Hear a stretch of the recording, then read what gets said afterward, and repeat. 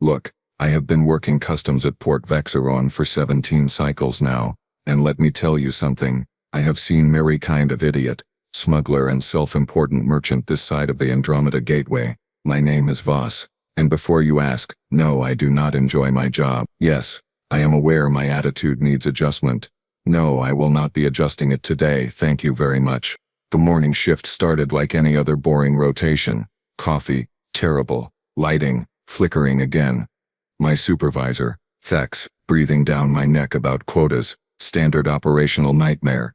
Then the console beeped, because of course it did, and I glanced at the incoming vessel registry. Human transport. Fantastic, just fantastic. Now do not get me wrong here, I have got nothing personal against humans. Well, actually that is a lie. I have got plenty personal against them, but it is all professional, you understand. They are new to the galactic community, maybe 200 of their years. That is basically yesterday in cosmic terms. They show up with their chemical rockets, and their adorable little projectile weapons, and their absolutely baffling lack of proper gravity plating, and they expect to be taken seriously. The ship docked with a clang that made me wince. Human engineering, ladies and gentlemen. Subtle as a meteor strike. I pulled up the manifest on my screen, squinting at the translated text. These primitives still used something called English, which apparently had 17 different meanings for the word run, and no logical grammatical structure whatsoever. The computer did its best, but half the cargo descriptions read like poetry written by a malfunctioning translation algorithm. The airlock hissed open, and out walked the human. She was tall for her species, maybe 6 feet in their ridiculous imperial measurements, with dark hair pulled back in what I think they call a ponytail. Practical clothing, worn boots, and that expression, oh that expression. You know the one, the look that says, I have been traveling for 3 weeks in a tin can, I am tired, I need a shower, and if you give me trouble I will make it your problem. Her name according to the manifest was Mara Volkova, trader class, independent operator, cargo listed as, and I quote, miscellaneous goods, textiles, historical items and foodstuffs. Historical items. That should have been my first warning.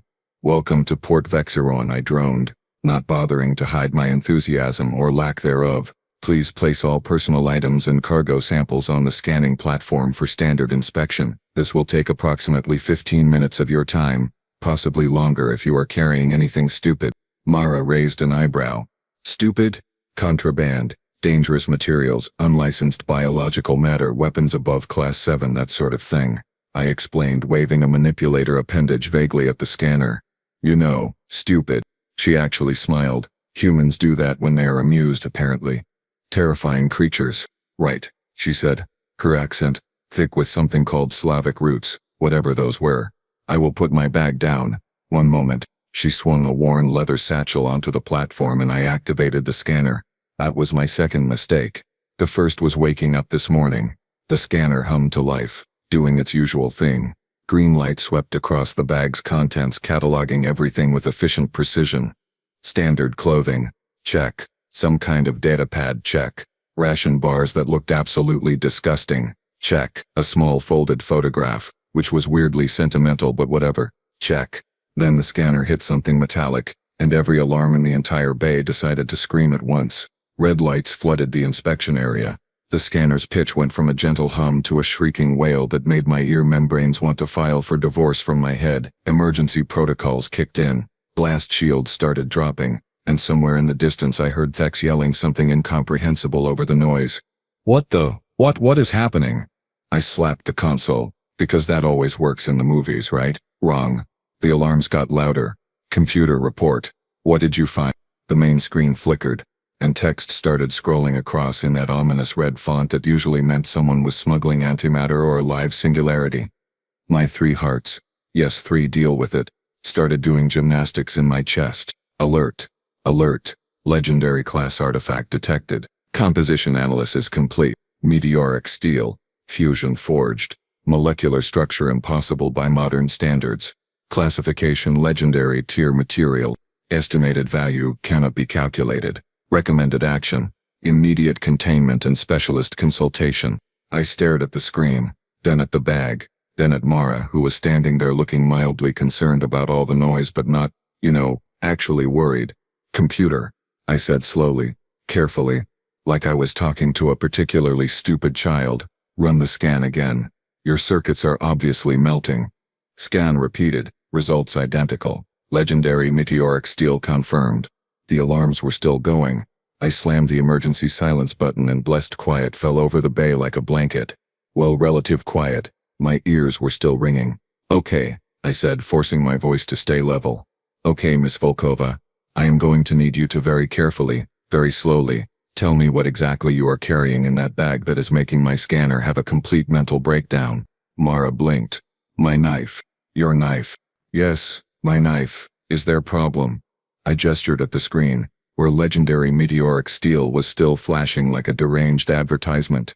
My scanner seems to think your knife is made from materials that should not exist outside of a museum vault or a planetary core. So yes, Mara, there might be a small, tiny, insignificant problem here. She reached into the bag and I nearly dove for the panic button, but she just pulled out this thing. A knife, maybe 8 inches long, slightly curved blade, wooden handle wrapped in some kind of cord. It looked old, worn. The metal had this weird rippling pattern on it, like waves frozen in steel. It looked, and I cannot stress this enough, completely ordinary. This, Mara held it up, turning it casually in the light, is just knife. Family heirloom, you know? My great-grandfather made it. I use for, cutting things. Rope, food, packaging. Very useful. Very useful. Legendary meteoric steel. Very useful. I was going to need so much therapy after this shift. Right. I said, my voice climbing an octave. Right. Yes. Of course. Your great-grandfather made this. From a meteor. That just what? Fell into his backyard? Mara shrugged. Was farm in Siberia. Meteors fall there sometimes. He was blacksmith. So, he made knife. Is good knife. Good knife. I needed Dex. I needed my supervisor right now. Immediately. Because I was not qualified to handle whatever cosmic joke was unfolding in my inspection bay. I hit the comm button so hard I nearly broke it. Vex, inspection bay 7. Now, bring the advanced scanner. And maybe a sedative. For me, not the human. Vex arrived in under a minute, which told me he had been listening to the alarm situation and was probably already on his way. My supervisor was a Quilvan, which meant he had 4 arms, compound eyes, and the patience of a saint who had recently run out of patience. Voss, what is? Oh no, is that a human?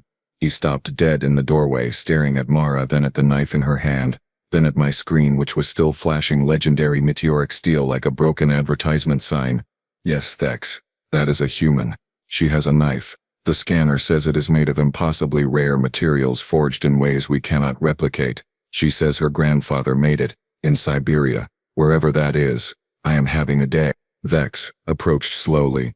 2 of his eyes locked on Mara, the other 2 scanning the readouts on my console. Miss Volkova, yes? Would you mind terribly if I examined that blade? Just for a moment. I promise we will return it. Mara hesitated, then shrugged and handed it over, handle first. Is fine, but please be careful. Has sentimental value. Sentimental value. Right, not, enough value to buy a small moon. Thex held the knife like it might explode, which honestly, given the readings, was not entirely unreasonable. He turned it over slowly, examining the rippled pattern in the metal, the worn wooden handle, the slightly nicked edge that suggested this thing had actually been used for manual labor. Voss, he said quietly, get the molecular scanner. The good one, from the vault. I did not argue. When Thex used that tone, you just did what he said and asked questions later, preferably from a safe distance. 5 minutes later, we had the portable analysis unit set up, the kind they usually reserved for identifying unknown alien artifacts or potential planet killers. Thex placed the knife on the examination platform while I initialized the scan sequence. Mara watched with mild interest, leaning against the wall like she was waiting for a bus. The scan took 3 minutes. 3 very long minutes where Thex and I stood in absolute silence watching the data compile. Analysis complete. Material: iron-nickel alloy, with trouse cobalt and phosphorus. Origin: extraterrestrial, consistent with octahedrite meteorite classification. Forging method: pattern welding, multiple folding process. Estimated 300 layers. Temperature required 1400 degrees Celsius. Method: manual hammer forging. AG approximately 180 Earth years. Status functionally perfect. No molecular degradation. Vex's mandibles click together, which was his species' version of nervous laughter. Manual hammer forging. Manual. They hit space metal with a hammer. For fun. Not for fun, Mara interjected helpfully. For purpose. Great-grandfather needed good knife. Meteor provided good metal. So logical solution. Logical, I repeated, my voice flat. You think taking a chunk of metal that fell from space, heating it to temperatures that would vaporize most organic life and hitting it with a hammer 300 times is logical? Well, yes. How else you make knife? Vex and I looked at each other. How else do you make a knife? Oh, I do not know, maybe using molecular assembly, nanofabrication, gravitational compression forming, any of the dozen standard manufacturing techniques that did not involve sweating over a fire like a primitive. Miss Volkova, Vex said carefully, all four hands clasped together in what I recognized as his trying very hard to stay calm gesture. Do you understand what you have here? This is not just a knife. This is a masterwork. The molecular structure alone would take our best fabricators months to replicate if they even could. And you use it for, what did you say, cutting rope? And food.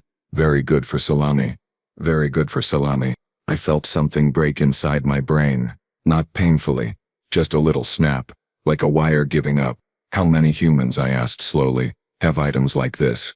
Just casually. In their bags. Mara thought about it, tilting her head. Most, I think. Is not unusual. Everyone has family tools, yes. Things passed down. My brother has hammer from great-great-uncle. My cousin has cooking pot from grandmother. Very old. Very strong. We keep things. We use things. Vex made a sound like air escaping from a damaged airlock. We were so screwed. Vex set the knife down very gently, like it might suddenly become sentient and judge him. Miss Volkova, perhaps you could explain in detail how exactly your great-grandfather made this knife, for the record, and for my own sanity, which is rapidly departing. Mara brightened up, apparently delighted to tell the story. Oh, is good story. Family legend, you know? So great-grandfather Dmitri. He was blacksmith in small village outside Chelyabinsk. Very cold place. Very remote. One winter night in 1843 he hears huge noise. Sees bright light in sky. Meteor. Yes? Big one. Lands maybe 2 kilometers from village. He went looking for it, I said, already dreading where this was going. Of course he went looking. Free metal from sky. This is gift. So he takes sled, takes tools, goes into forest, finds crater still smoking, finds chunk of meteor, maybe 15 kilos, still warm. He wraps in blankets, brings home. Vex's eyes were doing that thing where they rotated independently when he was stressed. He touched it, the meteorite, with his bare hands, while it was still hot from atmospheric entry. Well, not bare hands. He had gloves, thick ones. Mara said this like it made perfect sense, like gloves were adequate protection against superheated space debris. I pulled up the human database on my secondary screen, searching for information about their metallurgical history. What came up made me want to lie down. Vex, I said weakly, you need to see this. He leaned over, reading the entries. I watched his color shift from healthy blue-green to a concerning shade of pale gray. Human metallurgy. Historical overview. Bronze Age. 3300 BCE, 1200 BCE. Manual smelting and casting. Iron Age, 1200 BCE, 500 CE. Bloomery furnaces. Manual forging. Medieval period. 500 CE. 1500 CE. Pattern welding. Crucible steel. All manual process. Industrial Revolution, 1760 CE, 1840 CE, still primarily manual forging for quality items. Note, humans worked with dangerous materials at lethal temperatures for over 5,000 years before developing basic safety protocols. Note, many traditional techniques still in use, considered cultural heritage. Whirling, human craftsmanship often exceeds modern manufacturing standards despite primitive methods. 5,000 years, Vex whispered. They have been doing this for 5,000 years. Please, continue your story, I told Mara, because apparently I hated myself and wanted to hear more nightmare fuel. So Dmitri, he studies the metal, tests it, very hard, very strong. He decides to make something special. He builds very hot fire, uses bellows for many hours. When metal is ready, he hammers, folds, hammers again, folds again, many times, Takes him 3 weeks, every day, heating, hammering, folding, creating layers. 3 weeks of manual labor, Thex said faintly. To make one knife. To make perfect knife, Mara corrected. He wanted layers for strength, for beauty. See the pattern? She traced the rippling design on the blade with one finger. Each line is many layers. This is craftsmanship. This is art. This is awe. What is word? Legacy. I typed frantically into the database search. Computer. Explain human pattern welding technique. Simple terms. Pretend I am an idiot. Pattern welding. Ancient technique involving repeated heating, folding, and hammering of metal layers. Creates superior strength and flexibility. Requires precise temperature control, timing, and physical strength. Extremely labor-intensive. Considered lost art in most civilizations. Human exception. Never stop doing this. Still teach it. Still practice it. Still consider it normal. Still consider it normal, I read aloud. They still do this. Voluntarily. For fun. Not for fun, Mara said, again, sounding slightly exasperated. For quality. Machine can make acceptable knife. Yes, but human hands, human skill, human patience. This makes legendary knife. This makes knife that lasts generations, that tells story, that carries history. Thex pulled up another screen, searching for more information. What he found made him make that airlock sound again. Thus, look at this. Human Damascus steel, human katanas, human Celtic swords. They have been creating legendary tier weapons and tools for their entire recorded history. It is not anomaly. It is tradition. My friend Anton, Mara continued, completely oblivious to our existential crisis. He has sword, real sword, from 16th century. His ancestor was knight, or soldier, something like this. Sword has name. They named their weapons. Sword is called Bright Heart. Still sharp, still beautiful. Anton hangs on wall but sometimes takes down, practices with it. Sword is 400 years old and still functional. 400 years old. Still functional. They named it. I need to sit down, I said. You are sitting down, Thex pointed out. Then I need to sit down more. Mara picked up her knives, sliding it back into a worn leather sheath at her belt. Is just craftsmanship. My people, we make things to last. We make things with care. Why make something that breaks? Why not make something forever? Why not make something forever? These humans, these absolute madmen, they looked at a chunk of burning space rock and thought, well, might as well make it into a sandwich knife. I was beginning to understand why the rest of the galaxy was slightly terrified of them. So, Mara said, glancing at the chronometer on the wall, are we finished with inspection? I have been traveling for 16 hours. I am hungry. I would like to eat lunch now if permitted. Thex and I exchanged glances. The kind of glance that said, we have just discovered something fundamentally disturbing about the universe, but also, we cannot legally hold someone for having really good cutlery. Yes, you are cleared, Thex said slowly, though we may need to file some additional paperwork regarding the, artifact. Is not artifact. Is knife. Mara reached into her bag again, pulling out a wrapped package. I have sandwich. Very good sandwich. Pastrami, pickles, mustard. Made it this morning. You want half? No, thank you. I wait. I held up a manipulator. You are going to eat, right now. Here? Why not? I am hungry. You said I am cleared. This is public area, yes. She looked around the inspection bay like she was checking for no eating signs. Yes, but, I mean, you are not going to. I gestured helplessly at the knife on her belt. Oh yes, of course. Need knife for sandwich. She pulled it out again, that legendary meteoric steel blade catching the overhead lights, and I swear I heard Thex whimper. Miss Volkova, Thex said, his voice climbing into ranges usually reserved for emergency broadcasts. That is a priceless historical artifact forged from space metal using ancient techniques that our best scientists cannot fully replicate. Yes, and you are going to use it to cut a sandwich. Yes, is knife. Knives cut things. This is Pervasive knife. She unwrapped her sandwich, which did smell surprisingly good, and placed it on top of the wrapping paper on the inspection table. Then, with absolutely no ceremony whatsoever, she pressed the blade down through the sandwich. It went through like the sandwich was made of warm air. Not just through the bread, the meat, the pickles. No. The sandwich was sitting on one of our standard issue composite inspection trays. the kind rated to withstand Class 4 impacts and temperatures up to 800 degrees. The knife went through the sandwich, through the tray, and stopped only when it hit the metal table underneath with a soft tap. There was a moment of absolute silence. Mara picked up half of the sandwich, now perfectly divided, and took a bite. Good pastrami. You sure you do not want piece? I looked at the tray. There was a clean slice through it, edge so smooth it looked like it had been cut with a laser. Our standard-issue military-grade certified indestructible inspection tray had just been bisected by a sandwich knife. That tray, I said, my voice absolutely devoid of emotion because all my emotions had evacuated the premises. Costs 400 credits to replace. Oh no. I am sorry. I pay for it, yes. Mara said, looking genuinely apologetic. I forget sometimes how sharp it is. Dimitri, he made very good edge, never needs sharpening. My mother, she used this knife for 50 years. Still sharp. I have it for 20 years now. Still sharp. Still sharp. Of course it was still sharp. Why would a legendary blade forged from space metal ever dull? That would be convenient. Thex pulled out his datapad, fingers shaking slightly as he typed. I am checking the docking registry.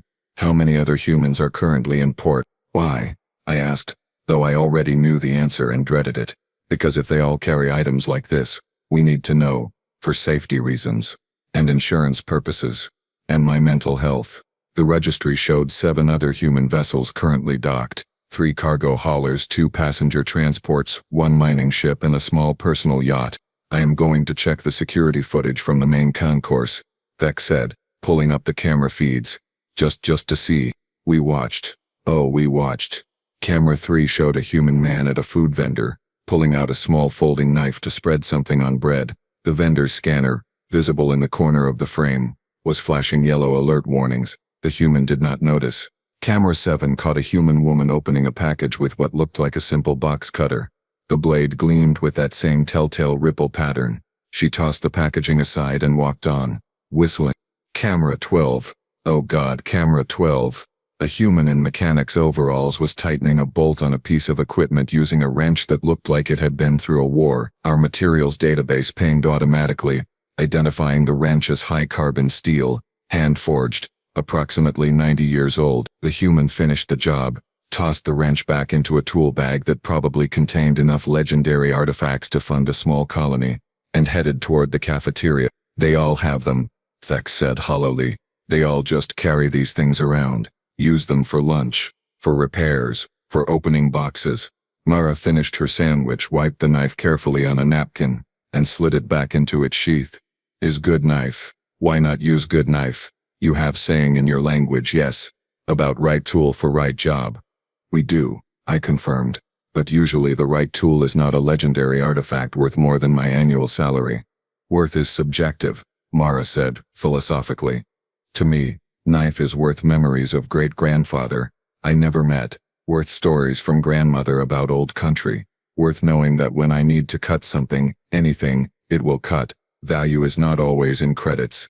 Yes, she had a point. I hated that she had a point. I am going to approve your cargo and let you through, I said tiredly. But please try not to cut through any more of our equipment. The station manager already hates me. I will be careful. Thank you, Officer Voss. You are very patient. Mara gathered her things, shouldered her bag and headed toward the exit. Oh, one more thing, she called back. If you ever need good knife, I know Smith on Earth. Mars Colony too. They do commission work. Very reasonable prices. Family discount for civil servants.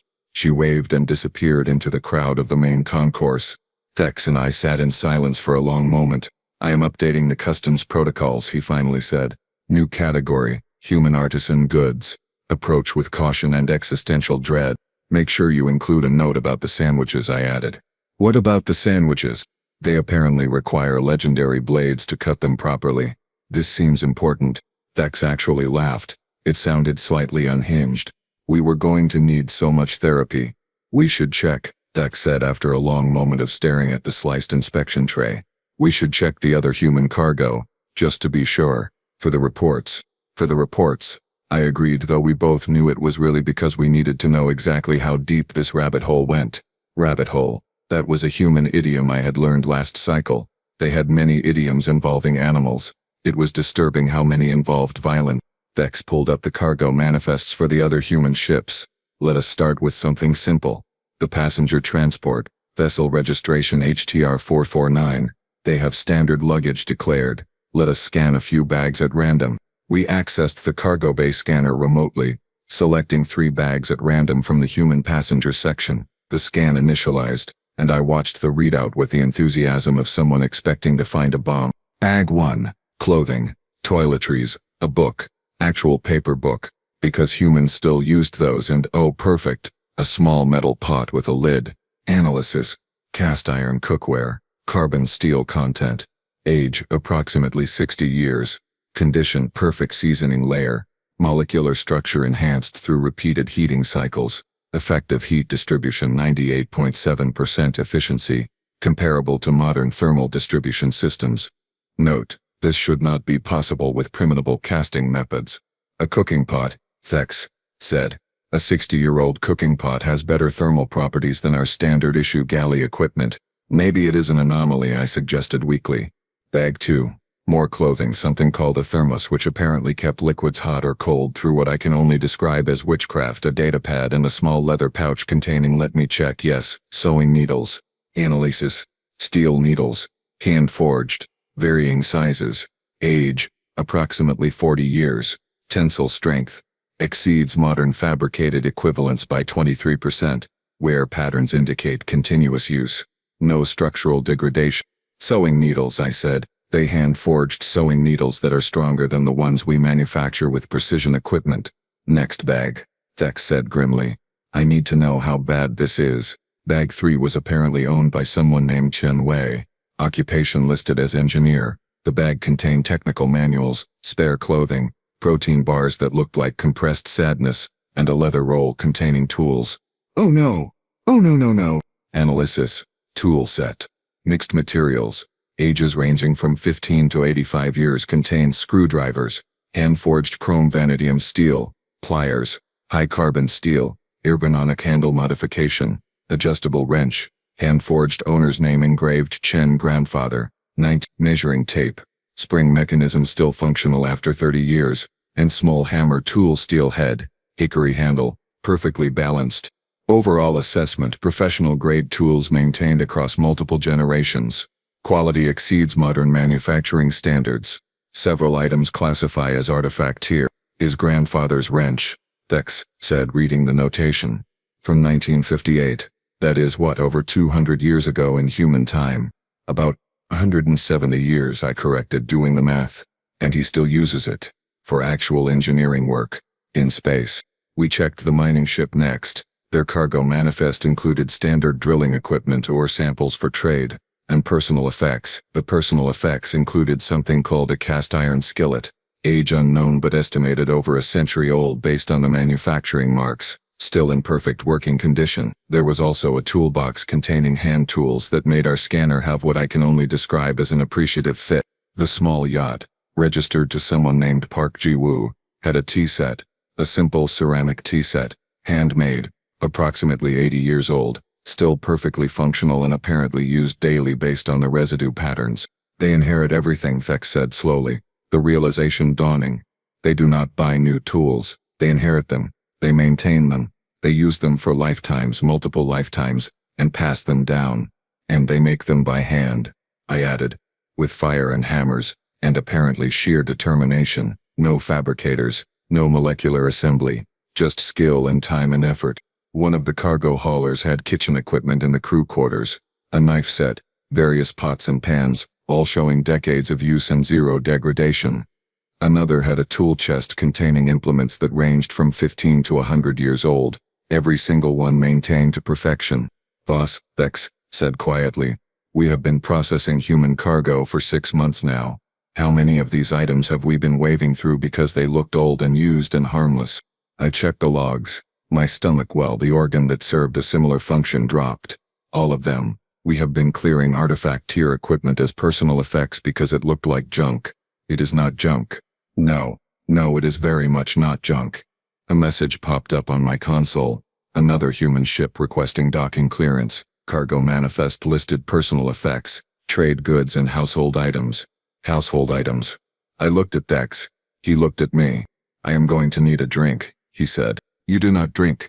I am going to start. We should check, Dex said after a long moment of staring at the sliced inspection tray. We should check the other human cargo, just to be sure. For the reports. For the reports, I agreed, though we both knew it was really because we needed to know exactly how deep this rabbit hole went. Rabbit hole. That was a human idiom I had learned last cycle. They had many idioms involving animals. It was disturbing how many involved violence. Thex pulled up the cargo manifests for the other human ships. Let us start with something simple. The passenger transport. Vessel registration HTR 449. They have standard luggage declared. Let us scan a few bags at random. We accessed the cargo bay scanner remotely, selecting 3 bags at random from the human passenger section. The scan initialized and I watched the readout with the enthusiasm of someone expecting to find a bomb. Bag 1. Clothing, toiletries, a book. Actual paper book because humans still used those and, oh perfect, a small metal pot with a lid. Analysis cast iron cookware, carbon steel content, age approximately 60 years, condition, perfect seasoning layer, molecular structure enhanced through repeated heating cycles, effective heat distribution 98.7% efficiency, comparable to modern thermal distribution systems. Note, this should not be possible with primitive casting methods. A cooking pot, Thex said. A 60-year-old cooking pot has better thermal properties than our standard issue galley equipment. Maybe it is an anomaly, I suggested weakly. Bag 2. More clothing, something called a thermos which apparently kept liquids hot or cold through what I can only describe as witchcraft. A data pad, and a small leather pouch containing, let me check, yes, sewing needles. Analysis, steel needles, hand-forged, varying sizes. Age approximately 40 years, tensile strength. Exceeds modern fabricated equivalents by 23%. Wear patterns indicate continuous use. No structural degradation. Sewing needles, I said. They hand-forged sewing needles that are stronger than the ones we manufacture with precision equipment. Next bag, Thex said grimly. I need to know how bad this is. Bag 3 was apparently owned by someone named Chen Wei. Occupation listed as engineer. The bag contained technical manuals, spare clothing, protein bars that looked like compressed sadness, and a leather roll containing tools. Oh no! Oh no. Analysis. Tool set. Mixed materials. Ages ranging from 15 to 85 years. Contains screwdrivers, hand-forged chrome vanadium steel, pliers, high-carbon steel, ergonomic handle modification, adjustable wrench, hand-forged, owner's name engraved, Chen grandfather, measuring tape, spring mechanism still functional after 30 years, and small hammer tool steel head, hickory handle, perfectly balanced. Overall assessment, professional grade tools maintained across multiple generations. Quality exceeds modern manufacturing standards. Several items classify as artifact tier. His grandfather's wrench, Thex said, reading the notation. From 1958. That is what?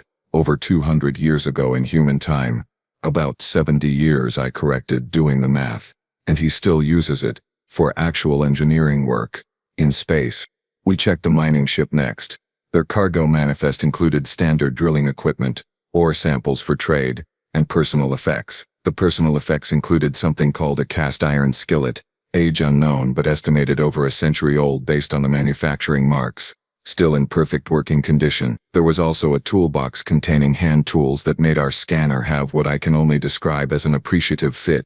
The small yacht, registered to someone named Park Ji-woo, had a tea set, a simple ceramic tea set, handmade approximately 80 years old, still perfectly functional and apparently used daily based on the residue patterns. They inherit everything, Thex said slowly, the realization dawning. They do not buy new tools, they inherit them. They maintain them, they use them for lifetimes, multiple lifetimes and pass them down, and they make them by hand, I added, with fire and hammers and apparently sheer determination. No fabricators, no molecular assembly, just skill and time and effort. One of the cargo haulers had kitchen equipment in the crew quarters, a knife set, various pots and pans, all showing decades of use and zero degradation. Another had a tool chest containing implements that ranged from 15 to 100 years old, every single one maintained to perfection. Vas, Thex said quietly, we have been processing human cargo for 6 months now. How many of these items have we been waving through because they looked old and used and harmless? I checked the logs. My stomach, well, the organ that served a similar function dropped. All of them. We have been clearing artifact tier equipment as personal effects because it looked like junk. It is not junk. No, it is very much not junk. A message popped up on my console. Another human ship requesting docking clearance. Cargo manifest listed personal effects, trade goods, and household items. Household items. I looked at Dex. He looked at me. I am going to need a drink, he said. You do not drink. I am going to start. I filed the reports, updated the customs database with a new classification code for human artisan goods, and approved Mara Volkova for full clearance into Port Vexeron. Vex disappeared to brief the station manager, and I did not envy him that conversation one bit. Through the observation window of the inspection bay I could see Mara walking through the main concourse. She stopped at a vendor, purchased something that looked like fruit and pulled out her knife again. That legendary impossible space metal knife that her great-grandfather had hammered into existence over 3 weeks of back-breaking labor in a frozen village on a planet that still had countries and borders and war. She cut the fruit with casual precision, popped a piece into her mouth, and then, because the universe apparently had not finished laughing at me today, she used the tip of the blade to pick something out of her teeth. A toothpick. She was using a legendary artifact as a toothpick. I laughed. I could not help it. The sound came out slightly manic, slightly defeated, but genuine. Here I was, 17 cycles of customs experience, 8 years of academy training, fluent in 47 languages, and a human trader with a sandwich knife had just completely reorganized my understanding of value, craftsmanship, and what it meant to create something that lasted. We had called them primitives, new species, adorable with their chemical rockets and their projectile weapons. We had smiled condescendingly at their lack of proper technology, their inefficient manufacturing, their stubborn refusal to just buy things like civilized species did. Turns out, the primitives had been making legendary artifacts in their garages for 5,000 years and did not even realize it was impressive. Mara disappeared into the crowd, probably off to use her priceless heirloom to open a shipping crate or cut some rope or gods know what else. Somewhere in the port, 7 other humans were carrying similar items, using them, living with them, completely oblivious to the fact that they were walking around with museum pieces strapped to their belts. I pulled up the next ship in queue. Another human vessel. Right, I muttered to myself. Let us see what impossible thing you people have brought me today. The scanner beeped. I took a deep breath and activated it. Never ever underestimate the species that looks at a falling star and thinks free knife material. Lesson learned.